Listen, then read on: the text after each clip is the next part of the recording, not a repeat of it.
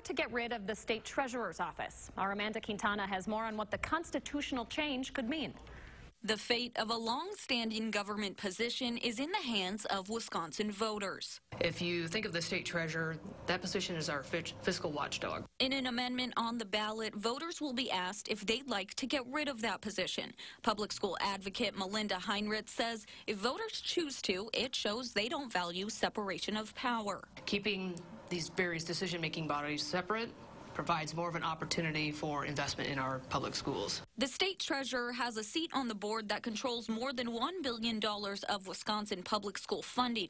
Without a treasurer, that seat would go to the lieutenant governor. Some believe bringing more politics to the table.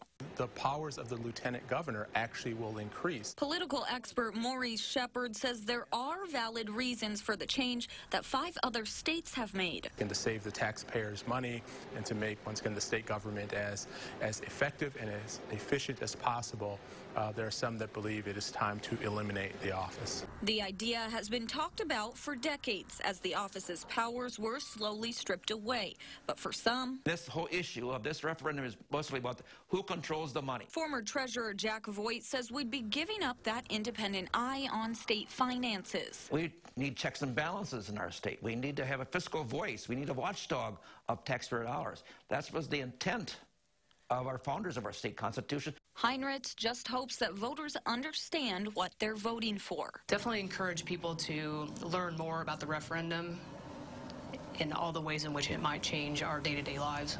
Amanda Quintana, WISC News 3.